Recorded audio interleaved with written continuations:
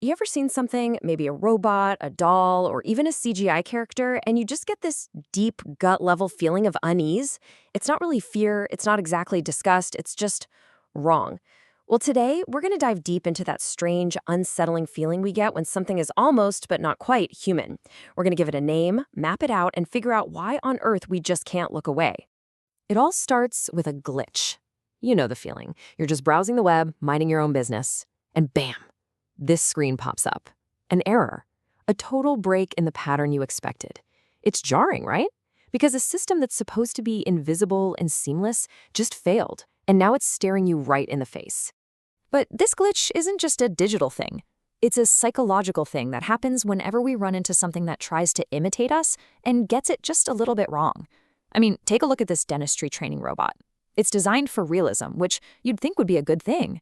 But that very realism is exactly what makes it so incredibly unsettling. And that really brings us to the core question we're tackling in this explainer. What is going on in our brains that creates such a powerful negative reaction? It's a feeling we've all had for sure, but it's one of those things that's really tough to put into words.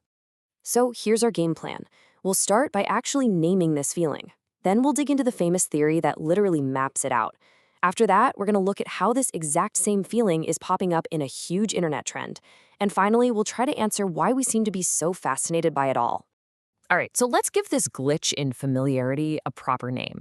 Turns out some of the smartest minds have been trying to pin down this exact feeling for more than 100 years. And our story really kicks off right here with Sigmund Freud. Way back in 1919, he wrote about something called Das Unheimliche, which literally translates to the unhomely. A better way to think about it is the unfamiliar. It's that creeping horror when something you know, something you trust, suddenly feels strange and alien, like seeing your own reflection in the mirror and it moves on its own. Okay, so fast forward a few decades, a robotics professor named Masahiro Mori takes Freud's idea and applies it directly to what he was working on. He called it the Uncanny Valley, and it's a theory that perfectly describes that sudden dive into a creepy, negative feeling when a robot or an animation gets too close to looking human for comfort. Now this right here, this is the actual original graph Mori drew to explain his theory. It's so brilliant in its simplicity. So look, along the bottom you've got human likeness, going from not at all human to perfectly human. And on the side, you've got familiarity, which is basically just how comfortable we feel. So let's trace our way along this curve and see what happens. Okay, you with me? On the far left, you have an industrial robot arm. It's not very human-like, so we feel pretty neutral about it. No big deal. As things get a little more human, like a stuffed animal or a cute toy robot, our comfort level climbs up and up. We like it. But then, right as we get really close to perfect human likeness, the graph just takes a nosedive. That massive dip, that chasm, that, my friends, is the uncanny valley. So what exactly is lurking at the bottom of this valley? Well, Mori puts things like a corpse or a zombie down there. And this is so key because it gets at an even older idea, that the uncanny feeling comes from a fundamental uncertainty, the uncertainty of whether something is alive or dead. It looks human, but that spark of life just isn't there. Or worse, it's been twisted into something else. So Mori's theory came out in 1970, and for a long, long time, it was just that, a really compelling theory. But the big question is, does it actually hold up when you test it? Well, some researchers at Sheffield Hallam University decided to find out.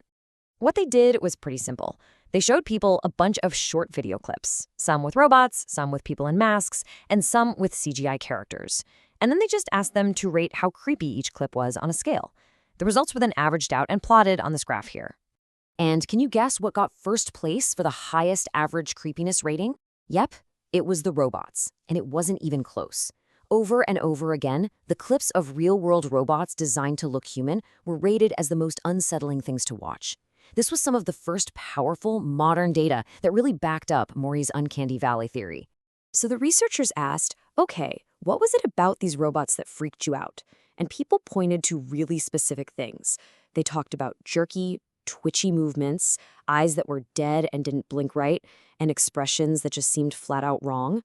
I mean, some people even said the robots looked corpse-like, which is a direct callback to Mori's theory from 50 years ago. It's all about that critical mismatch between how something looks and how it behaves that just makes our brains scream, nope, something is wrong here. Okay, so this whole idea of a familiar thing getting corrupted and twisted isn't just about robots and realism. It's actually showing up in this really fascinating, kind of explosive way in modern internet culture.